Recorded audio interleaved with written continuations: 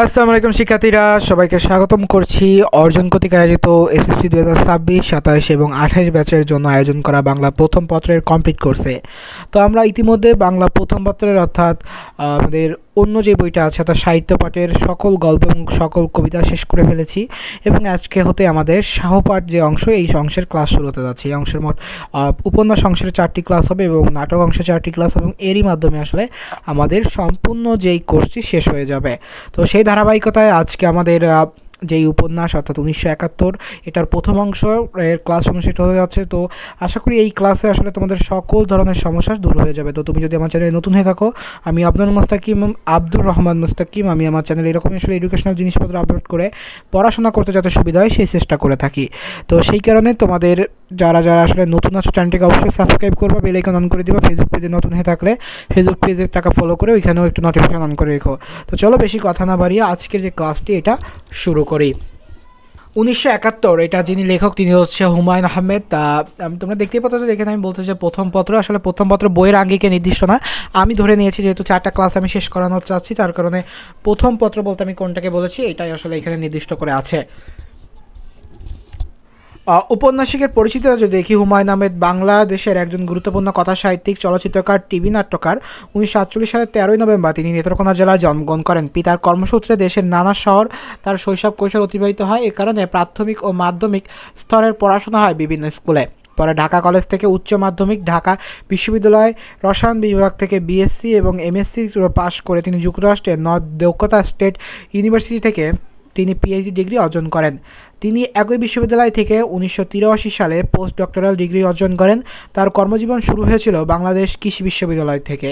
1973 সালে থেকে ঢাকা বিশ্ববিদ্যালয়ের রসায়ন বিভাগে শিক্ষকতা শুরু করেন এবং 1996 সালে অধ্যাপনা থেকে অবসর নিয়ে তিনি সার্বক্ষণিক সাহিত্য চর্চা ও নাটক সিনেমা নির্মাণে মনোনিবেশ করেন। বাংলাদেশের গ্রামীণ ও নাগরিক জীবনের সাথে হুমায়ুন আহমেদের অন্তরঙ্গ পরিচয় ছিল। বিশেষ করে 20 শতকের 70 ও 80 দশকের নাগরিক মধ্যবিত্ত জীবনের চিত্র অঙ্কনে তিনি যে নৈপুণ্য দেখিয়েছেন তার তুলনা বিরল। বাংলাদেশ গ্রামীণ ও নাগরিক জীবনের সাথে হুমায়ুন আহমেদের অন্তরঙ্গ পরিচয় ছিল। বিশেষত 20 শতকের 70 ও 80 দশকের নাগরিক মধ্যবিত্ত জীবনের চিত্র অঙ্কনে তিনি যে নৈপুণ্য দেখিয়েছেন তার তুলনা বিরল। প্রধানত গল্প, উপন্যাস, নাটক ও সিনেমার জীবনের স্বরূপ উন্মোচনের কাজটি তিনি করেছেন। এছাড়া বৈজ্ঞানিক কল্পকাহিনী, শিশু কিশোর সাহিত্য, ভ্রমণ কাহিনী, আত্মজৈবনিক রচনাও তিনি সিদ্ধ হস্তে আসলে এইগুলো করেছে বা অভ্যস্ত ছিলেন। সাবলীল গদ্যভঙ্গি, বহুমাত্রিক হাস্যরস এবং বিশেষগত বৈচিত্র্যতা রচনার বৈশিষ্ট্য। কথা সাহিত্যিক ও নাট্য নির্মাতা হিসেবে হুমায়ুন আহমেদের জনপ্রিয়তা কিংবদন্তি হয়ে আছে। পাশাপাশি বাজারের চাহিদা মেটাতে জনপ্রিয় ধাঁচের বহু গদ্য লিখেছেন তিনি। তবে তার কালোতীর্ণ রচনার পরিমাণ অনেক, অর্থাৎ তিনি আসলে খুবই খ্যাতনামা বা অনেক লেখালেখি করেছেন, সেটা এখানে বোঝানো হয়েছে। তিনি একজন নিপুণ গল্পকার, রৈখিকতা ও সাংকেতিকতা রক্ষা জীবনের বিশেষ উন্মোচিত, তার দুটা জিনিস তিনি আসলে রক্ষা করেছেন এবং সাংকেতিক বিশেষ জীবন উন্মোচিত হয়েছে। তার অনেকগুলো চমৎকার ছোট গল্প রয়েছে। বড় উপন্যাসের বেশ কয়েকটি লিখলেও তার সাফল্য সিদ্ধি এতে মূলত একেবারে উপন্যাস বা নোভেলায়। এবার যদি আমরা দেখি এই ধরনের রচনার মধ্যে নন্দিত নরকে, শঙ্খচিল, কারাগারে, অচিন পাখি, ফেরা, এই বসন্তে, প্রিয়ত মেশু, তারপর হচ্ছে যখন যখন গিয়েছে ডুবে, পঞ্চমীর চাঁদ, গৌরীপুর জংশন, চাঁদের আলোয়, কয়েকজন যুবক, 1971 অনিল বাগচির একদিন, তারপর হচ্ছে আগুনের পরশমণি, আমার আছে জল, কৃষ্ণপক্ষ, জনম জনম, দৈরথ্য, নবনী শূন্য উল্লেখযোগ্য। কবি জ্যোৎস্না, জননীর গল্প, মহাধ্যাহ্ন, মাতালা হাওয়া, নীলাবতী, বাদশাহ নামদার প্রভৃতি তুলনামূলক বৃহৎ পত্রিপ্রবন্ধে রচিত উপন্যাস। এছাড়া তিনি জনপ্রিয় চরিত্র হিমু, মিসির আলী এবং শুভ্রকে কেন্দ্র করে অনেকগুলো রচনা লিখেছেন, যার বৈজ্ঞানিক কল্পকাহিনী বা সায়েন্স ফিকশন হিসেবে উল্লেখিত। বাংলাদেশের প্রাতিষ্ঠানিক ও অপ্রাতিষ্ঠানিক সংস্কৃতির জগতে হুমায়ুন আহমেদের ছিলেন এক বর্ণাঢ্য চরিত্র। 21শে বইমেলা তাকে ঘিরে উৎসবের বাড়তি আমেজ পেত। তার নাটক ও সিনেমা প্রায়ই আলোড়ন সৃষ্টি করত ভোক্তা সমাজে। দেশে বিপুল নন্দিত ও পুরস্কৃত হয়েছেন। অসাধারণ সৃষ্টিশীলতা তাতে দেশ ও মানুষের প্রতি নিঃসঙ্গ অঙ্গীকার এবং এক উদার ইতিবাচক দৃষ্টিভঙ্গি তার সাফল্য। 2012 সালের 19শে জুলাই গুণী এই লেখক মৃত্যুবরণ করেন। এবার একটু আমরা যে শব্দার্থ টিকা দেখি। শব্দার্থ টিকা আমরা যে কোনো কিছু পড়ার আগে কেন পড়তেছি, এটা পড়ার মাধ্যমে আসলে আমাদের অজানা অচেনা অনেক কিছুই বুঝতে বা পড়তে সুবিধা হবে। তো মণিহরি হচ্ছে কাগজ, কলম, খেলনা, কাচের চুড়ি, প্রসাধন সামগ্রী, শৌখিন জিনিস প্রভৃতি খুচরা দ্রব্য বিক্রি করেন এমন। বাইরে যাউন দরকার, অর্থাৎ এখানে মূত্রত্যাগের জন্য ঘরের বাইরে যাওয়া, সেটা বলছে ফসর। ফসর মানে পসরা শব্দের আঞ্চলিক রূপভেদ, অর্থাৎ কিরণ বা প্রভা। ওয়াক্ত হচ্ছে সময়কাল, প্রহর 3 ঘন্টা ব্যাপী সময়, দিনের 24 ঘন্টা মোট 8 প্রহর, রাতের দ্বিতীয় প্রহর শেষ হয়েছে, রাত 12টার পার হয়েছে। তারপরটা যদি দেখি দুপুর বা রাইতে মতো হচ্ছে, অথবা হচ্ছে মধ্যরাতে। মার্চ টার্স না, অর্থাৎ সৈন্য যেভাবে কুচকাওয়াজ করে বা যেভাবে না। মার্চ হচ্ছে সৈন্যদের কুচকাওয়াজ। মার্চ টার্স হচ্ছে দ্বিরুক্তর উপবিশেষ, তার স্বরে অর্থাৎ অতি উচ্চ স্বরে আওয়াজের। আছুইন অর্থাৎ আছেনের আঞ্চলিক রূপভেদ আছুইন। পুইয়ে হচ্ছে পুইয়ে যায় অর্থাৎ শেষ হয়ে যায়। উজান দেশ বাংলাদেশের উত্তর পূর্ব অংশে হাওর বিল নদী বিস্তৃত বিস্তীর্ণ এলাকা ভাটি অঞ্চল নামে পরিচিত। এখানে উজান দেশ বলতে হচ্ছে ভাটি অঞ্চলের বাইরের এলাকায় বোঝানো হয়েছে। নায়েব জমিদার স্থানীয় অফিসের প্রধান। যক করে গেছেন, অর্থাৎ যক্ষ বা যক্ষ শব্দের বিপরীত রূপ। প্রচলিত কাহিনী মোতাবেক ধনী কৃপণ ব্যক্তিরা তাদের ধন সম্পদ পিতলকে কলসিতে ভরে মাটির নিচের কুঠরিতে রাখত। তার সম্পদ পাহারার জন্য একটি কম বয়সী বালককে কুঠরিতে আটকে রাখতো। বালক মরে যক্ষ হয়ে কুঠরির ধন সম্পদ পাহারা দেবে বলে তারা বিশ্বাস করত। এখানে লোক প্রচলিত যে কাহিনী ইঙ্গিত দেওয়া হয়েছে। বিদেশি লোক এখানে বাংলাদেশের অন্য অঞ্চলের লোক বোঝানো হচ্ছে। পাশাপাশি হচ্ছে দেশের লোককে বিদেশি ভাবার মধ্যে দিয়ে নীলগঞ্জ অঞ্চলের মানুষদের বিচ্ছিন্ন সীমাবদ্ধ দৃষ্টিভঙ্গির আভাস পাওয়া যায়। কৈবাদ অর্থাৎ জেলে সম্প্রদায় বিশেষ। জলমহল হচ্ছে হাওর, বিল, ঝিল, নদী, নালা, খাল সহ নানা ধরনের জলাভূমির আচরণ, মাছ আহরণের এলাকা জলমহল হিসেবে পরিচিতি পেয়ে থাকে।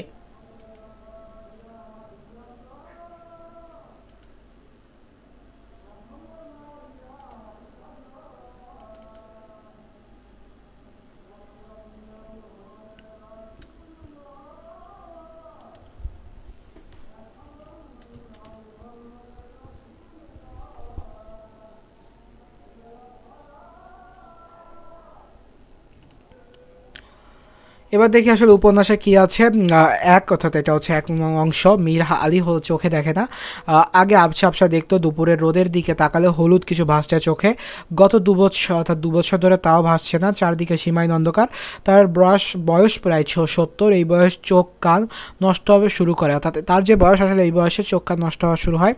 পৃথিবীর শব্দ বন্ধহীন হতে থাকে, কিন্তু তার কান এখনও ভালো, বেশ ভালো। ছোট নাতনিটি যতবার কেঁদে ওঠে ততবার এসে বিরক্ত মুখে চুপ, শব্দ করিস না বলতে থাকে। আসলে মীর আলী আজকাল শব্দ সহ্য করতে পারে না। মাথার মাঝখানে কোথায় যেন ঝনঝন করে। কেন করতে পারে না সেটা আমরা দেখে নিলাম যে আসলে সব মাথার মাঝে ঝনঝন করে। চোখে দেখতে পেলে বোধহয় এরকম হতো, আলো সহ্য হতো না। বুড়ো হওয়ার অনেক যন্ত্রণা। সবচেয়ে বড় যন্ত্রণা হচ্ছে রাত দুপুর বাইরে যেতে হয়, একা একা যাওয়ার উপায় নেই। তাকে তলপেটের প্রবল চাপ দিয়ে মিহি সুরে ডাকতে হয়, বদি ও বদি, বদিউজ্জামান। বদিউজ্জামান তার বড় ছেলে। কার বড় ছেলে আমরা কিন্তু দেখেছি আসলে গল্পের প্রথমেই যে কার বড় ছেলে, মীর আলীর বড় ছেলে। মধুবন বাজারে তার একটা মণিহরি দোকান আছে। রোজ সন্ধ্যা দোকান বন্ধ করে 7 মাইল হেঁটে এসে বাড়ি আসে। পরিশ্রমের ফলে তার ঘুমায় গাঢ়। সে সাড়া দেয় না, মীর আলী ডেকেই চলে বদি ও বদি, বদিউজ্জামান। জবাব দেয় তার ছেলের বউ অনুফার গলার স্বর অত্যন্ত তীক্ষ্ণ। সেই তীক্ষ্ণ স্বরে কানেলে মীর আলীর মাথা ধরে। তবুও সে মিষ্টি সুরে বলে, ও বউ, একটু বাইরে যাওন দরকার, বদিরে উঠাও।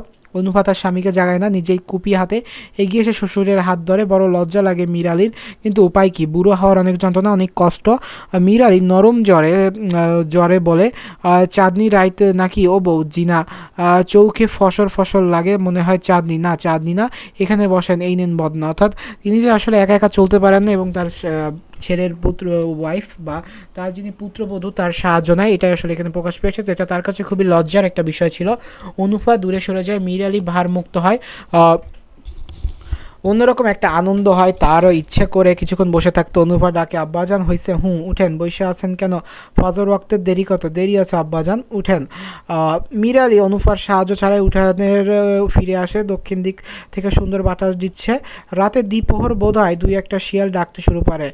দ্বিপ্রহর শেষ। মীর আলী হৃষ্ট গলায় বলে, রাইত বেশি বাকি নাই।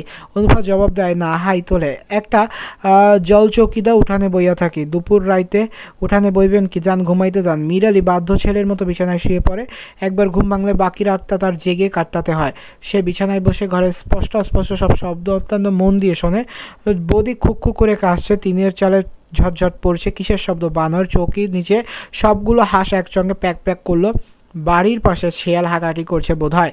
পরিবাণু কেঁদে উঠলো, দুধ খেতে চায়, অনুভা দুধ দেবে না। তাহলে পরিবাণু হচ্ছে তার হয়তো বা নাতনি, যে কথা বলা হলো। চাপা গলায় মেয়েকে শাসাচ্ছে, বদি আবার কাশছে, ঠান্ডা লেগেছে নাকি? পরশুদিন ভিজে বাড়ি ফিরেছে, জ্বর তো হবেই। বদি কথা শোনা যাচ্ছে, ফিসফিস করে কি যেন বলছে। কি বলছে? এত ফিসফিসানি কেন? মিরালি কান খাড়া করে শোনার চেষ্টা। কাক ডাকলো, সকাল হচ্ছে নাকি? মিরালি ভোরের প্রতীক্ষা করে তার তলপেটে আবার ভারী হয়ে ওঠে, বলে বদি। বদিউজ্জামান, ও বদি, অর্থাৎ কি? একটু বাইরে যাওয়ার দরকার। বদি সারা শব্দ করে না। পরিবাণু তার স্বরে কাঁদে, দুধ খেতে চায়। ও বদি, বদিউজ্জামান, আসি আসি। অর্থাৎ বদিউজ্জামান সারা দিচ্ছে, তাড়াতাড়ি করো। আরে দুধ কি দুধ, আরে দুত্তরি, সরি ভুল প্রনাউন্সিয়েশন হচ্ছিল। আরে ধুত্তরি, এক রাতে কয়বার বাইরে যাওয়ার লাগে? অর্থাৎ আমি ভাবতেছি পিতার সাথে এরকম আচরণ করবে কেন? আচ্ছা, আরে ধুত্তরি, এক রাতে কয়বার যাওয়া লাগে? তো বিরক্তি সূচন।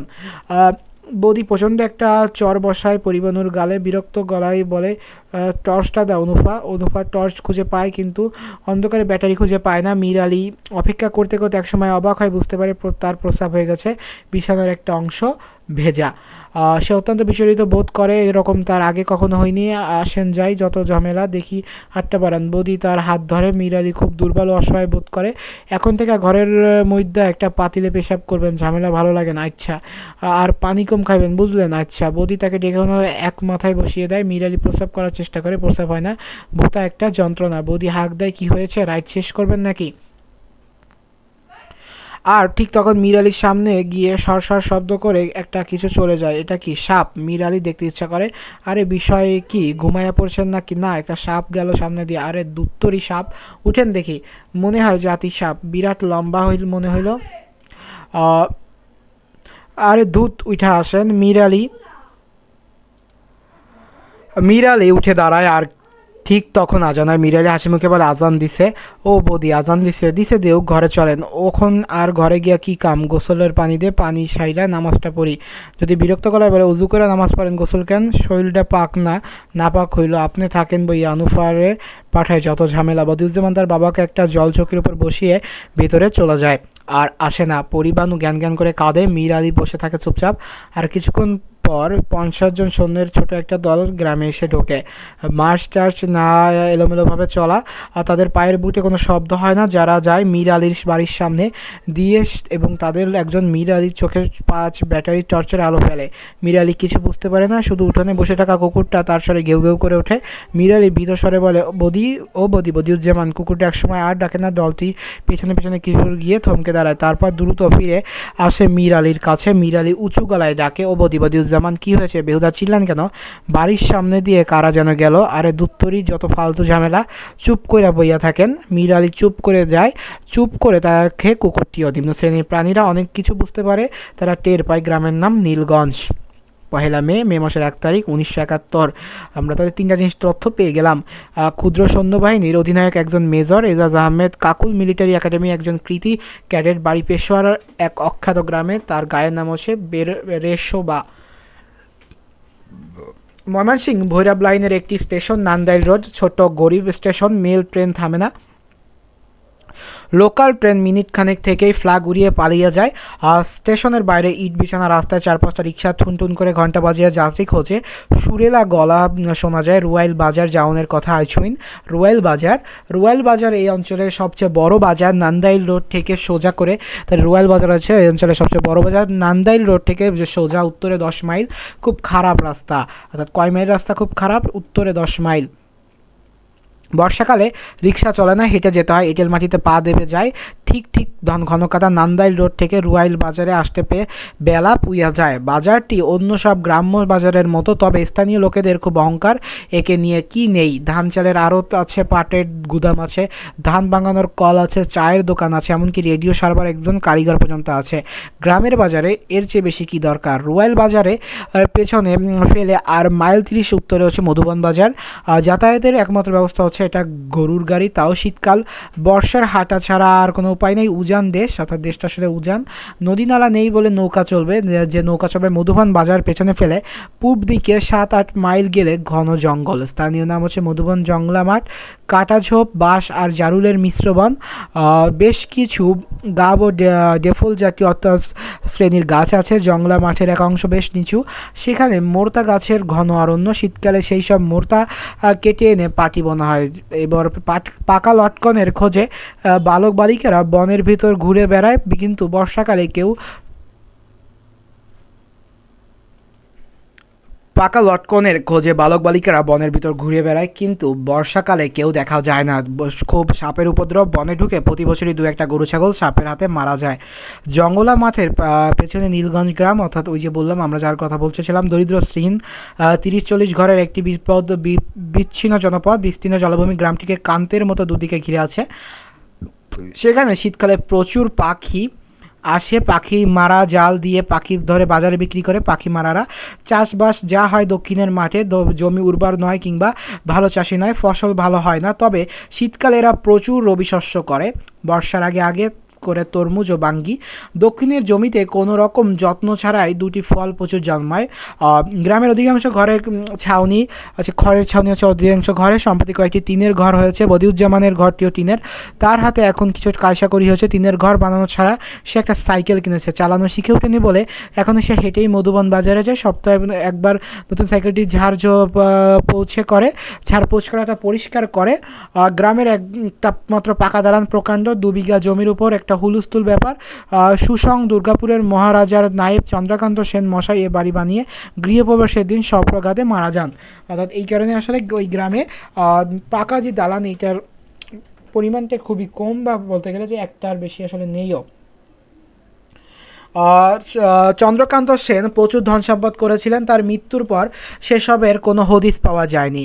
সবার ধারণা সোনাদাতা পিতলের কলসিতে ভরে তিনি জগ করে গেছেন। তার উত্তরাধিকারীরা পিতলের কলসি প্রচুর খোঁজাখুঁজি করেন, কোনো সন্ধান পাওয়া যায়নি। চন্দ্রকান্ত সেন মশাইয়ের একমাত্র উত্তরাধিকারী নীলু সেন প্রকাণ্ড দালানটিতে থাকেন। তার বয়স প্রায় 50, দেখায় তার চেয়েও বেশি। নীলু সেনের গ্রামে যথেষ্ট খাতির করা হয়। যাবতীয় সালিসিতে তিনি থাকেন, বিয়ে শাদীর কোনো কথাবার্তা তাকে ছাড়া কখনো হয় না। লোকটি অত্যন্ত মিষ্টব্যয়ী। এই গ্রামের সবচেয়ে সম্পদশালী ব্যক্তি হচ্ছে জয়নাল মিয়া। তাহলে এই গ্রামের সব থেকে সম্পদশালী ব্যক্তি হচ্ছে জয়নাল মিয়া। প্রচুর বিষয় সম্পত্তির মালিক। মধুবন বাজারে তার 2টি ঘর আছে। লোকটি মেরুদণ্ডহীন, সবার মন রেখে কথা বলার চেষ্টা করে। গ্রাম্য সালিসিতে সবার কথাই সমর্থন করে, বিচার সমস্যা জটিল করে তোলে, তবু সবাই তাকে মোটামুটি সহ্য করে। সম্পদশালীরা এই সুবিধাটি সব জায়গাতে আসলে ভোগ করে। 2জন বিদেশি লোক আছে নীলগঞ্জে, একজন হচ্ছে নীলগঞ্জ মসজিদের ইমাম সাহেব। আর এত জায়গা থাকতে এই দুর্গম অঞ্চলে ইমামতি করতে কেন এসেছেন এই রহস্যের মীমাংসা হয়নি। তিনি মসজিদে থাকেন, মাসে 15 দিন জয়নাল মিয়ার বাড়িতে খান, বাকি 15 দিন পালা করে ঘর করতে খান। কিছুদিন হলো তিনি বিয়ে করে এই গ্রামে স্থায়ীভাবে থাকবার ইচ্ছা প্রকাশ করেছেন। প্রস্তাবটিতে কেউ এখনও তেমন উৎসাহ দেখাচ্ছে না। ধানি জমি দিতে পারে জয়নাল মিয়া, সে প্রসঙ্গে এড়িয়ে যাচ্ছে। শুনেও সে না শোনার ভান করছে। দ্বিতীয় বিদেশি লোকটি হচ্ছে আজিজ মাস্টার, সে নীলগঞ্জ প্রাইমারিতে। আজিজ মাস্টার হচ্ছে নীলগঞ্জ প্রাইমারি স্কুলের হেডমাস্টার। প্রাইমারি স্কুলের সরকারি সাহায্যে 3 বছর আগে শুরু হয়। উদ্দেশ্য বোধহয় একটি দুর্গম অঞ্চলে শিক্ষার আলো পৌঁছানো। উদ্দেশ্য সফল হয়নি, শিক্ষকরা কেউ বেশি দিন থাকতে পারে না। খাতাপত্রে 3জন শিক্ষক থাকার কথা, এখানে একজন আজিজ মাস্টার। লোকটি রুনো, নানান রকম অসুখ বিসুখ, তার মধ্যে প্রধান হচ্ছে হাঁপানি। শীতকালে এর প্রকোপ হয়। তাহলে হাঁপানি রোগটা কার? আজিজ মাস্টারের হচ্ছে হাঁপানি রোগটা আছে। গরমকালটা মোটামুটি ভালোই কেটে যায়। আজিজ মাস্টার একজন কবি, সে গত 3-4 মাসের নম্বরই একটা রুল টানা খাতা কবিতা লিখে ভরিয়ে ফেলেছে। প্রতিটি কবিতা একটি রমণীকে উদ্দেশ্য করে লেখা, যাকে বিভিন্ন সময় বিভিন্ন নামে ডাকা হয়েছে, যেমন স্বপ্নরানী, কেশবতী, অচিন পাখি ইত্যাদি। তার 3টি কবিতা নেত্রকোনা থেকে প্রকাশিত মাসিক কিষাণ পত্রিকায় ছাপা হয়েছে। আজিজ মাস্টারের কাব্য প্রতিভা সম্পর্কে গ্রামের লোকজন ওয়াকিবহাল, অর্থাৎ অতটা আগ্রহী না, খোঁজখবর রাখে না। তারা এই কবিতা যথেষ্ট সমীহ করে। অর্থাৎ ওয়াকিবহাল বলতে বোঝায় যে তারা আসলে অতটাও যে অ্যাক্টিভ তা না, কিন্তু আসলে জানে যে তিনি এটা করে থাকে। সমীহ করার আরেকটি কারণ হচ্ছে আজিজ মাস্টার গ্রামের সবথেকে শিক্ষিত মানুষ। তাহলে ওই যে গ্রামটা, ওই নীলগঞ্জের সব থেকে শিক্ষিত মানুষ হচ্ছে আজিজ মাস্টার, কিন্তু তিনি কিন্তু বিদেশি, অর্থাৎ ওই অঞ্চলের মানুষটার, ফলে তাকে হচ্ছে বিদেশি বলে আখ্যা করা হচ্ছে। পরীক্ষা দেওয়া হয়নি, সে আবার পরীক্ষা দেওয়ার কথা। বিয়ে পর্যন্ত পড়েছিল, পরীক্ষা দেওয়া হয়নি, তার আবার পরীক্ষা দেওয়ার কথা। এবারে সে জয়নাল মিয়ার একটি ঘরে থাকে, তার স্ত্রী তাকে ভাবি সাহেব, তার স্ত্রী সে ভাবি সাহেব ডাকে, কিন্তু বড় মেয়েটিকে দেখলেই কেমন যেন বিচলিত বোধ করে। মেয়েটির নাম হচ্ছে মালা। মাঝে মাঝে মালা তাকে ভাত বেড়ে দেয়, সেই সময় আজিজ মাস্টার বড় অস্বস্তি বোধ করে। সে যখন বলে মামা আর একটু ভাত দেই, তখন কোনো কারণ ছাড়া আজিজ মাস্টার কান টান লাল হয়ে যায়। আজিজ মাস্টার কয়েকদিন আগে মালারানী নামের একটি দীর্ঘ কবিতা রচনা করেছে। কবিতাটি কিষাণ পত্রিকায় পাঠাবে কিনা সে বিষয়ে তিনি খুব চিন্তিত। হয়তো পাঠাবে। নীলগঞ্জের যে দিকটায় জলভূমি একদল কৈবত থাকে সেদিকে, গ্রামের সঙ্গে তাদের খুব একটা যোগ নেই। মাছ ধরার সিজনে জলমহলে মাছ ধরতে যায়, আবার ফিরে আসে। জন্মহীন সময়টাকে চুরি ডাকাতি করে, অর্থাৎ এরা আসলে কাজ ছাড়া যখন থাকে তখন চুরি ডাকাতি করে। নীলগঞ্জের কেউ এদের ঘাটায় না, অর্থাৎ এদের কেউ সরায় না। গত বছর কৈবত পাড়ায় খুন হয়েছে একটা, অর্থাৎ গত বছর কৈবত পাড়ায় খুন হয়েছে কয়টা? একটা খুন হয়েছে। নীলগঞ্জের মাতবররা এমন ভাব করছেন যেন তারা কিছু জানেন না। থানা পুলিশ কিছুই হলো না। যারা ছেলে খুন হলো সেই চিত্রা বুড়ি কিছুদিন ছোটাছুটি নীলু সেনের কাছে। নীলু সেন শুকনো গলায় বললেন, তোদের ঝামেলা তোরা মিটা, থানাওয়ালার কাছে যা। তোদের ঝামেলা আসলে তোরা মিটা, আমার দ্বারা সম্ভব না। বুড়ি ফোপাতে ফোপাতে বললো, থানাওয়ালার কাছে গেলে আমারে দহের মধ্যে পুইত্তা থুইবে বলছে, অর্থাৎ আমাকে মেরে ফেলবে। নীলু সেন গম্ভীর হয়ে যান, টেনে টেনে বলেন, এদের ঘাটাঘাটি করা ঠিক না, রক্ত গরম জাত, কি করতে কি করে, বিচার আইতো না? বিচার কি হবে না? নীলু সেন জবাব দিতে পারলেন না, অস্পষ্ট বললেন, এখন বাদ দে, পরে দেখি কিছু করা যায় কিনা। অর্থাৎ এখন আসলে বাদ দে, পরে দেখি কিছু করা যায় কিনা। বুড়ি আরও কিছুদিন শোষাশি করলো। একদিন দেখা গেল কৈবতরা দল বেঁধে জলমহলে মারতে গিয়েছে, বুড়িকে সঙ্গে নেয়নি। বুড়ি আকাশ ফাটিয়ে চিৎকার করলো কিছুদিন। নীলু সেনের দালানের এক প্রান্তে থাকতে লাগলো। চরম দুর্দিন। কৈবতরা ফিরে এলো 3 মাস পর। এবার বুড়ির জায়গা হলো না, সে এবারই ওবারই ভিক্ষা করে খেতে লাগলো। হতদরিদ্র নীলগঞ্জের প্রথম ভিক্ষুক। তাহলে আমরা প্রথম ভিক্ষুকেরও কিন্তু আসলে কীভাবে সে ভিক্ষুক হয়েছে এটাও জানতে পারলাম। সব গ্রামের মতো এই গ্রামে একজন পাগলও আছে, মতি মিয়ার শালা নিজাম। বেশিরভাগ সময় সুস্থ থাকে, শুধু 2-1 দিন মাথা গরম হয়ে যায়। তখন গ্রামে গায়ে কোনো কাপড় থাকে না। গ্রামের এ মাথা থেকে ও মাথা শুধু সরাসরি করতে থাকে। দুপুরের রোদ খুব বেড়ে গেলে মধুবন জঙ্গলায় ঢুকে পড়ে। পাগলদের সাপ কাটে না, পূর্ববর্তী হয়তো সত্যি, অর্থাৎ পাগলদের সাপ কাটে না, কে এটা সত্যি। নিজাম বহাল তৈবতেই বন থেকে বেরিয়ে আসেন সরাসরি করা, এবং বনের ভেতরে বসে থাকা ছাড়া সে অন্য কোনো উদ্বোধব করে না। গ্রামের পাগলদের গ্রামবাসীরা খুব স্নেহের চোখে দেখে, তাদের প্রতি অন্য এক ধরনের মমতা থাকে সবার। চিত্রা বুড়ি রাতে এক নাগারে কখনো ঘুমায় না, ক্ষণে ক্ষণে জেগে উঠে চাচায়, কেলা যায় গো লোকটাকে। তার ঘুমাবার জায়গাটা দেখছি সেনবাড়ির পাকা কালী মন্দিরের চাতাল, অর্থাৎ চাতাল তো বোঝেন যে হাপাল বা অন্তর্চন্দন। আর নীলু সেন তাকে থাকবার একটা ঘর দিয়েছিলেন, সেখানে নাকি তার ঘুম হয় না। দেবমূর্তির পাশে সে বোধ হয় একেবারে নিরাপত্তা বোধ করে। গভীর রাতে দেবীর সঙ্গে তার অন্তরঙ্গ কথাবার্তা হয়, যেমন, দেখিস হে মা কালী, আমার পুত্রে যে মারছে, তুই তার কলজাটা টাইনে খা, তোরে আমি জোড়া পাঠা দিমু, বুক চিরা রক্ত দিমু, হে মা কালী, দেখিস রে বেটি, দেখিস। অর্থাৎ বলছে যে আমার ছেলেকে যারা মারছে তার বুক চিরে তুই খা, আমি তোকে জোড়া খাসি দিব, আচ্ছা মানে ছাগল দিব, যাটাকে সে আসলে পাঠা বলে আখ্যা দিচ্ছে। এটা ছাগলের একটা জাত। মা কালী কিছু শোনেন না বলা মুশকিল, কিন্তু চিত্রা বুড়ির ধারণা তিনি শোনেন। তিনি যে শুনেছেন নমুনাও দেন। অর্থাৎ চিত্রা বুড়ি যেহেতু প্রথম ভিক্ষুক, তো আসলে তার শোনার জন্য আসলে যিনি আছেন মা কালীর কথা বলতে তাকে আসলে ধারণা করা হচ্ছে। যেমন এক রীতিতে খলখল হাসির শব্দ শোনা গেল, বুড়ির রক্ত জল হয়ে যাবার মতো অবস্থা। সে কাক পাক গলায় বলে, হেই মা। হাসির শব্দ দ্বিতীয়বার আর শোনা গেল না। দেবীরা তাদের মহিমা বারংবার করে দেখাতে ভালোবাসেন না। চিত্রা বুড়ি আজ রাতেও মা কালীর সঙ্গে দুঃখ সুখের অনেক কথা বলল। জোড়া পাঠার আশ্বাস দিয়ে ঘুমাতে গেল। রাত জেগে উঠে চেঁচালো, কেলা যায় গো লোকটাকে। কেউ জবাব দিল না, কিন্তু বুড়ির মনে হলো অনেকগুলো মানুষ যেন এদিকে আসছে, শব্দ করে পা ফেলছে, হু হা হু হা এরকম একটা আওয়াজ আছে। ডাকাত নাকি? চিত্রা বুড়ি ভয়ে কাঠ হয়ে গেল। তার চোখের সামনে দিয়ে মিলিটারি দলটি পার হলো। আলোকম স্পষ্ট কিছু বোঝা যাচ্ছে না। চিত্রা বুড়ি কিছু বুঝতে পারলো না এরা কারা, সেই রাতে কোত্থেকে এসেছে। বুড়ি দেখলো সেনবাড়ির সামনে দাঁড়িয়ে বেশ কয়েকবার টর্চেরাও ফেললো। এর মানে কি ডাকাত? কিন্তু সেনবাড়িতে ডাকাত আসার কথা নয়, সেনরাও এখন হতদরিদ্র। এই বিশাল বাড়ির ইটগুলো ছাড়া ওদের আর কিছুই নেই। ওরা আবার চলতে শুরু করেছে জুম্মা ঘরের কাছে, অর্থাৎ মসজিদের কাছে, যেটা বলে যেমন জুম্মার মসজিদ হয়। অর্থাৎ অনেকের মসজিদ এলাকায় আসে আসলে মসজিদ নেই, কিন্তু সেখানে জুম্মার নামাজটা শুধু পড়া হয়। এটা বলেছে জুম্মা ঘরের কাছে এসে আবার সেনবাড়ির অমন টর্চের আলো ফেললো। কোনো দিকে যাচ্ছে কৈবতপাড়ার দিকে। কৈবতপাড়ার দিকে ওদের আগেভাগে খবর দেওয়া দরকার। সেনবাড়ির পেছন দিকে ছুটে গিয়ে খবর দেবে। চিত্রাবুড়ির কাছে সমস্ত ব্যাপারটা অস্বাভাবিক লাগছে।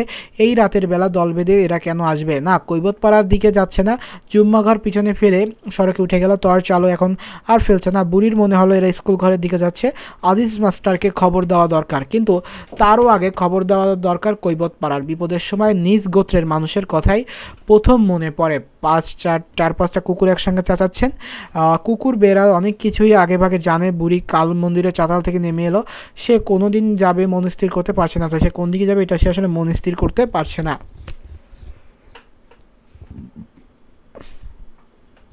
মিলিটারি ঢুকেছে এটা বুঝতে পারলেন নীলগঞ্জ মসজিদের ইমাম সাহেব। পাকা মসজিদের সিঁড়িতে দাঁড়িয়ে তিনি সূরা ইয়াসিন পড়ছিলেন। আজান দেবার আগে তিনি 3বার সূরা ইয়াসিন পড়েন। দ্বিতীয়বার পড়বার সময় অবাকে পুরো দলটাকে দেখলেন এরা স্কুলঘরের দিকে যাচ্ছে। প্রথম কয়েক মুহূর্ত তিনি ব্যাপারটা বুঝতে পারলেন না। সূরা ইয়াসিন শেষ করে দীর্ঘ সময় মসজিদের সিঁড়িতে বসে রইলেন। এক অন্ধকার এখনও কাটেনি, আসলে যে নিজে বলতেছে অন্ধকার এখনও কাটেনি। পাখালি ডাকছে, অর্থাৎ পশুরা বা অর্থাৎ পাখিরা ডাকছে। ইমাম সাহেব মনস্থির করতে পারছে না এখানে বসে থাকবেন না খবর দেওয়ার জন্য ছুটে যাবেন। কিছুক্ষণ পর তার মনে হলো সিঁড়িতে এরকম প্রকাশ্য বসে থাকা ঠিক না, মসজিদের ভেতরে থাকা দরকার। কিন্তু নীলগঞ্জ মসজিদে তিনি কখনো একা ঢোকেন না। মসজিদের জিন নামাজ পড়ে এরকম একটা প্রবাদ আছে, অনেকেই দেখছে। তিনি অবশ্যই এখনও দেখেনি, কিন্তু তার ভয় করে। একা বসে থাকতে তার মনে হলো এই যে তিনি দেখলেন একদল মিলিটারি, এটা চোখের ভুল না তো? নান্দাইল রোডে মিলিটারি আসেনি, সোয়াগিতে আসেনি, এখানে আসবে কেন? এখানে আসেটা কি? নেহুতেই গণ্ডগ্রাম। ইমাম সাহেব ইউনিয়ন বোর্ড এর রাস্তায় এসে দাঁড়ালেন। স্কুলঘর বাসভবনের আড়ালে পড়েছে, কিছুই দেখা যাচ্ছে না। মুসল্লিরা কেউ আসছে না কেন? নাকি মিলিটারিরা খবর জেনে গেছে সবাই? তার প্রবল ইচ্ছা হতে লাগলো নামাজ না পড়েই ঘিরে ঘরে ফিরে যেতে। আকাশ ফর্সা হতে শুরু হয়ে রয়েছে, অথচ কারও দেখা নেই। দীর্ঘ সময় অপেক্ষা করার পর মতি মিয়াকে আসা দেখা গেল। মতি মিয়া একটা মামলায় জড়িয়ে ইদানিং ধর্মকর্মে অতিরিক্ত রকমের উৎসাহী হয়ে পড়েছে। ইমাম সাহেবের নিচু গলায় বললেন, এই মতি, কিছু দেখলা? কি দেখবো? কিসের কথা কন? কিছু দেখো নাই? না, বিষয়টা কি? ইমাম সাহেব আর কিছু না বলে নিশ্চিত চঙ্গিতে আজান দিতে গেলেন। আজান শেষ করে মতি মেয়েকে জিজ্ঞেস করে, স্কুলের কাছে কিছুই দেখো নাই? না। ব্যাপারটা কি ভাঙ্গা কান? মনে হয় গ্রামে মিলিটারি ঢুকছে। কি মিলিটারি? আর কি কান? এই গ্রামে মিলিটারি আইব কেন? আমি যাইতে দেখলাম চৌক্ষের দান্দা। আন্দারের কি দেখছেন নান্দাইল রোডে? তো এখন তক মিলিটারি আসি নাই, তুমি জানলা কেমনে? আমার শালা আইছে গতকাল, নিজামের বড় ভাই। আমি কিন্তু নিজের চৌকে দেখলাম। আরে না, মিলিটারি আইলে এতক্ষণে গুলি শুরু হয়ে যায়। তো মিলিটারি কি সোজা জিনিস? ইমাম সাহেব নামাজ শুরু করবার আগে আরও 3জন নামাজ এসে বললো, তারাও কিছু জানে না। একজন এসে স্কুলের সামনে দিয়ে, তা সেও কিছু দেখেনি। ইমাম সাহেব অত্যন্ত সংক্ষিপ্ত নামাজ পড়লেন। নামাজ শেষে সাধারণত তিনি হাদিস কোরআনের দু একটা কথা বলেন, আজ কিছুই বলিলেন না। বাড়ির দিকে রওনা হলেন। বেশ আলো চারিদিকে অনেক দূর পর্যন্ত দেখা যাচ্ছে। জোড়া শিমুল গাছে এসে তিনি আর চোখ স্কুলের দিকে তাকালেন। বারান্দায় সারি সারি সৈন্য বসে আছে। ইমাম সাহেবের মনে হল স্কুল কম্পাউন্ডের গেটের কাছে দাঁড়ানো একটা লোক হাত ইশারায় তাকে দেখছে। লোকটির পরনে ফুল প্যান্ট, নীল রঙের একটা হাফ শার্ট। কিন্তু তাকে দেখছে কেন? নাকি তিনি ভুল দেখছেন? ইমাম সাহেবের কপালে বিন্দু বিন্দু ঘাম জমলো। তিনি একেবারে আয়াতুল কুরসি 3বার করে দোয়া ইউনুস পড়ে স্কুলের দিকে এগুলেন। নীল শার্ট পরা লোকটি এগিয়ে আসছে তার দিকে। ব্যাপার কি? একে তিনি অতি দ্রুত দোয়া করে ইউনুস পড়িতে লাগলেন, লা ইলাহা ইল্লাল্লাহ আনতা সুবহানাকা ইন্নী কুনতু মিনাজ জালিমিন। এই দোয়াটি কাজের। হযরত ইউনুস আলাইহিস সালাম মাছের পেটে বসে এই দোয়াটি পড়েছিলেন। নীল শার্ট পরা লোকটি এসে, কি চাই? আপনি কি? আমি গ্রামের ইমাম। আসসালামু আলাইকুম ইমাম সাহেব। ওয়ালাইকুম আসসালাম ওয়া রাহমাতুল্লাহ। আপনি একটু আসেন আমার সাথে। কই যাইতাম? আসেন, মেজর সাহেব আপনাকে ডাকেন। ভয়ের কিছু নেই, আসেন। ইমাম সাহেব 3বার ইয়া মুকাদ্দেমু পড়ে ডান পা ফেললেন। সঙ্গে নীল শার্ট পরা লোকটি মৃদুস্বরে বলল, এত ভয় পাচ্ছেন কেন? ভয়ের কিছু নেই। অর্থাৎ এই যে নীল শার্ট, এখানে কিন্তু আমাদের যেই স্থানীয় যারা, অর্থাৎ আমাদের সময় যারা যুদ্ধ অপরাধী ছিল, অর্থাৎ হানাদার দোসররা, এইদের ভিতর কিন্তু জাল বদর আল শামস রাজাকার যারা ছিল, এদের কথাই আসলে কল্পনা করা হচ্ছে। আজিজ মাস্টার অনিদ্রা রোগ আছে অনেক রাত পর্যন্ত, মানে আমাদের একবার এক একটা ঘটনা এক একটা আঙ্গিকে বলতেছে। অনেক রাত পর্যন্ত জেগে থাকতে হয় বলেই অনেক বেলা পর্যন্ত ঘুমাতে হয়। আজ তাকে ভোরের আলো ফোটার আগেই জাগতে হলো, কারণ স্কুলের দপ্তরি দারোয়ান রাসমন প্রচণ্ড শব্দে দরজা ঢাকা দিয়েছে। তিনি যেন ভূমিকম্প হচ্ছে। এখনই আজিজ মাস্টারের ঘর থেকে বের করে হবে। বন্ধ দরজার ওপাশ থেকে আজিজ মাস্টার কথা বলল, এই রাসমোহন, কি ব্যাপার? মিলিটারি গ্রামে মিলিটারি আসছে স্কুল ঘরে। কি বলছিস রাসমোহন? আপনার স্যার ডাকে। আজিজ মাস্টার দরজা খুলে রাসমোহনের থুতুনি বেয়ে ঘাম পড়ছে, গায়ের ফতুয়াটা গামে ভেজা। স্কুল থেকে দৌড়ে এসেছে বোধহয়, শব্দ করে শ্বাস টানছে। রাসমোহন আবার বলল, মিলিটারি আপনাকে ডাকে স্যার। আজিজ মাস্টার রাসমোহনের কথা মোটেও বিশ্বাস না করে, সময়টা খারাপ। খাকি পোশাকের একজন পিয়ন দেখলে সবাই ভাবে পাঞ্জাবি মিলিটারি। রাসমোহন রজ্জুতে সর্বপ্রম হয়েছে। থানাওয়ালা কেউ এসে কেন্দুয়া থেকে খুব সম্ভব চিত্রা বুড়ির ছেলের মজাদার গল্প ব্যাপারে মার্ডার কেসে পুলিশের খুব উৎসাহ। দল বেঁধে চলে আসেন, নগদ বিদায়ের ব্যবস্থা, অর্থাৎ কিছু টাকা পয়সা পাওয়া যায়, যার ফলে আসলে তারা চলে আসে। সে এইটাই হয়তোবা চিন্তা করেছে। এখানেই তো তাই হয়েছে। আজিজ মাস্টার অনেকখানি সময় নিয়ে হাত মুখ ধুলো, তার মাথায় চুল নেই, তবু যত্ন করে চুল আঁচড়ালো, পরিষ্কার একটি পাঞ্জাবি গায়ে দিয়ে রাস্তায় বেরোলো। অর্ধেক পথ আসার পর তার মনে পড়লো চাবি ফেলে এসেছে। আবার সে ফিরে গেল চাবি আনতে। ফিরবার পথে সত্যি সত্যি বুঝলো গ্রামে মিনিট এসেছে। মতি মিয়ার সঙ্গে তার দেখা হলো, রতন মাঝির সঙ্গে দেখা হলো। বাড়ি ঢুকবার সময় জয়নাল মিয়াকেও ছাতা মাথায় দিয়ে আসতে দেখা গেল। রাসমোহন এদের প্রত্যেককে একবার করে তার অভিজ্ঞতার কথা বললো। রাসমোহন মনে হতো সে স্কুল করে বারান্দায় ঘুমাচ্ছিল, তখনও চারিদিকে অন্ধকার। কে যেন তার পায়ে একটা ঝাঁকুনি দিয়ে মুখে টর্চে আরো ফেললো। সে উঠে বসে স্কুলে মিলিটারি গিজ করছে। জয়নাল মিয়া নিচু গলায় বললো, আন্দাজ কতজন হবে? 4-500 কম না। কও কি তুমি? বেশি হইতেও পারে। সবটি মত্ত জওয়ান তো হইবেই। মিলিটারি দুবলা পাতলা হয় নাকি? হাতে অস্ত্রপাতি আছে? এটা হচ্ছে তাকে আসলে কথোপকথন। জয়নাল মিয়া বিরক্ত হয়ে বলে, অস্ত্রপাতি তো থাকবে, এরা বিয়ে করতে আইছে। আজিজ মাস্টার গভীর গলায় বলে, তারপর কি হয়েছে রাসমোহন? তারা আমার নাম জিজ্ঞেস। আজিজ মাস্টার বলল, কোন ভাষায়? উর্দু না ইংরেজিতে? বাংলায়। পরিষ্কার জিজ্ঞেস, তোমার নাম কি? তুমি কে? কি করো? কি তা কিভাবে হয়? এরা বাংলা জানে না। আমি স্যার পরিষ্কার শুনলাম, নিজের কানে শুনলাম। তারপর বলো। অর্থাৎ আমি নিজে শুনলাম, আমার নিজের কানে শুনলাম। তারপর কি হলো? আমি কইলাম আমার নাম রাসমোহন, আমি স্কুলের দপ্তরি। তখন তারা কইলো হেডমাস্টারের ডাইকা আনো। বাংলায় বললো? জি স্যার। অর্থাৎ মানে তারা তো আসলে বাংলায় বলতে পারে, কিন্তু এই কথাগুলো যে আমাদের দেশের আসলে কতিপয় লোক যারা দেশের স্বাধীনতার পক্ষে ছিল না, তারা বলেছে এই কথাটা আসলে সে মানতে পারছিল না। আর এই যে বলে পাগল ছাগলের মতো, এরা বাংলা জানে নাকি কি শুনেছে। আজিজ একটা সিগারেট ধরাতে গিয়ে লক্ষ্য করলো তার হাত কাঁপছে। এবার প্রস্রাবের বেগ হচ্ছে, প্রচুর খারাপ লক্ষণ। এখন হাঁপানিটা টান শুরু, অতিরিক্ত ট্রেনে তার হাঁপানির টান ওঠে। এখন সিগারেট খাওয়াটা ঠিক হবে না জেনে আজিজ মাস্টার লম্বা টান দিতে শুরু করলো। সে সাধারণত জয়নাল মিয়ার সামনে সিগারেট খায় না। জয়নাল মিয়া গম্ভীর গলায় বলল, তুমি যাও মাস্টার, বিষয়টা কি জানে আসো। আমি কি জন্য যাব? আরে ডাকতেছে তোমারে, তুমি যাইবা না তো যাইবোটাকে? আজিজ মাস্টার সত্যিতে হাঁপানি টান উঠে গেল। সিগারেট ফেলে লম্বা শ্বাস নিয়ে শুরু করলো। জয়নাল মিয়া গম্ভীর গলায় বলল, এরা এইখান থেকে ঢাকার জন্য আসে নাই, বুঝলা? যাইতাছে অন্য কোনখান, ভয়ের কিছু নাই। একটা পাকিস্তানি পতাকা হাতে নিয়ে যাও। একটা পতাকা আছে না বাঁশের আগায় বান্ধা? আমি একলা যাব? বলেন কি? একখানি বেশ মানুষ যাওয়া ঠিক হবে না? ঠিক বেঠিক যাই হোক, আমি একা যাব না। এইরকম করতেছে কেন মাস্টার? এরা বাঘও না ভাল্লুকও না, একা যাব না, আপনারা চলেন আমার সাথে। সকালবেলায় 7টার দিকে 6 জনের একটা ছোট্ট দলকে পাকিস্তানের ফ্লাগ হাতে নিয়ে স্কুলের আঘাত দেখা গেল।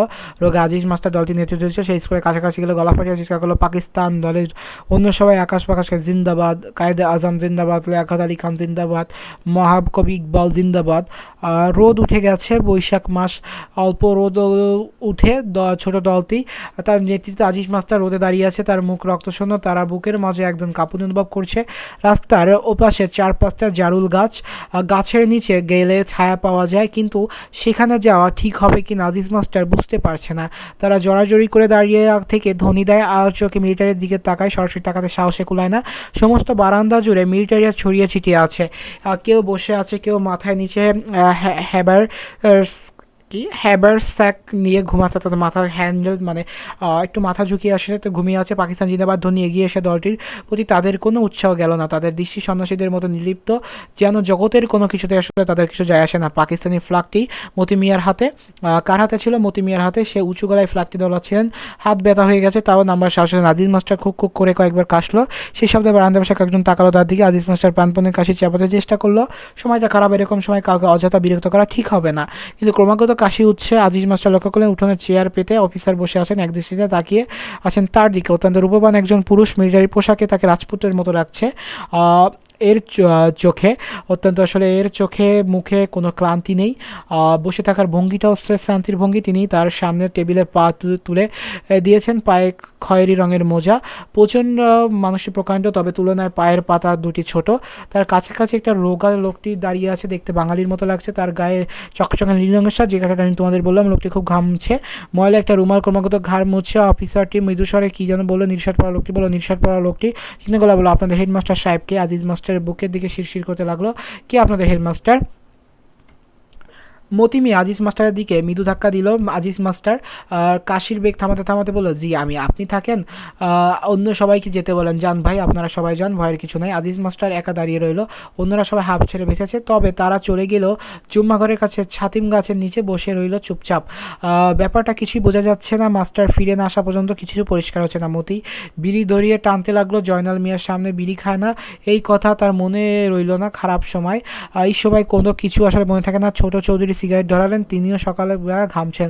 মতিন মিয়া বলল, ভাই কিছু নাই কি কন? না ডরের কি, এরা বাঘও নয় ভাল্লুকও নয়, একেবারে খাঁটি কথা। অন্যায় তো কিছু করি নাই, অন্যায় করলে একটা কথা ছিল, একেবারে খাঁটি কথা, অতি লেহ কথা। জয়নাল মিয়া অতি উৎসাহ বোধ করে মতি বলে, নীলু চাচার বাড়িতেই যাই চলেন। কথাটা তার খুব মনে ধরে। আজিজ মাস্টার ফিরে না আসা পর্যন্ত নড়তেও ইচ্ছা করে না। রোদ চড়তে শুরু করলো, ছাতিম গাছটি নিচে দুটি করে মানুষ জমতে শুরু করেছে। তবে সবার মধ্যে একটা চাপা উত্তেজনা ঝাঁঝা করছে। উত্তর বন্দে বোরো ধান পেকে আছে, কাটতে হবে।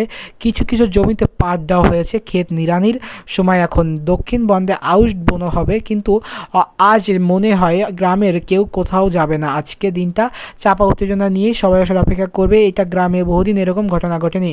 বদিকে দেখা গেল ফর্সা জামা গায়ে হনন করে আসছে, তার বগলের ছাতা। ছাতিম গাছের নিচে একসঙ্গে এতগুলো মানুষ দেখে সে হকচকিয়ে গেল। বদি হচ্ছে কি, যে আমরা যখন একদম প্রথমে উপন্যাসটা পড়া শুরু করেছিলাম তখন। বিষয় কি? মতি মিয়া ঠান্ডা করে বলো, জানো না কিছু? কি জানো? আরে মুসিবত, জান লটকায় টানাটানি, আর কিছু জানো না? বদি চিন্তিত ভঙ্গিতে তাকায়, কিছু বুঝতে পারে না। জয়নাল মিয়া ঠান্ডা করে, গ্রামে মিলিটারি এসে, এটা কি কারণ? এটা মিলিটারি আইব কেন? স্কুল ঘরে গিয়া নিজের চোখে দেখা আজিজ মাস্টারকে রাইখা দিছে। হ্যাঁ, আজ মধুবন গিয়া কাম নেই, বাড়িতে যাও। যদি রাস্তার ওপর বসে থাকে ফিস ফিস করে, কি সর্বনাশ! জয়নাল মিয়া বিরক্ত হয়ে বলে, সর্বনাশের কি আছে? আমরা কি করলাম? কিছু করছি আমরা? যদি বদি মুখ লম্বা করে বসে থাকে। এক সময় মৃদুস্বরে বলে, মুসলমানের জন্য ভাইয়ের কিছু নয়, এরা মুসলমানের খাতির করে, তবে পাক্কা মুসলমান হওয়া লাগে। চায়ের কলমা জিজ্ঞেস করে।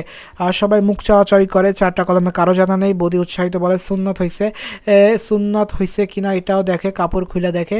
তুমি জানলা কেমনে? নান্দাইল রোডে শুনেছি সুন্নাত না থাকলে দুম গুল্লি, অর্থাৎ মুসলমানদের জন্য যে সুন্নতে খাত নেই এটাও কি তারা চেক করে, এবং এটা আসলে হয়েছে কিনা যদি না দেখে তাহলে গুলি করে দেয়। কও কি তুমি? মিলিটারি রাগ বেশি? আমার মতো না, রাগ উঠলেই দুম। বদি বিড়ি ধরিয়ে দূরটা আনতে থাকে, এবং তার মধুবনী অত্যন্ত দরকার, তাই হয়তো মধুবনী মিলিটারি এসে দোকানপাট জ্বালিয়ে দিয়ে এসে উঠে দাঁড়ালো। মতি মেয়ে বলে, যাও। কই? বদি উত্তর না দিয়ে উল্টো দিকে হাঁটা শুরু। স্কুল ঘরে পাশ দিয়ে কাটিয়ে যেতে হবে, হাঁটতে অনেক পথ। করার রোদ উঠেছে, আকাশে মেঘের লেশমাত্র নেই, চারিদিকে ঝাঁঝা করছে রোদ। বদি হনহন করে ছুটছে।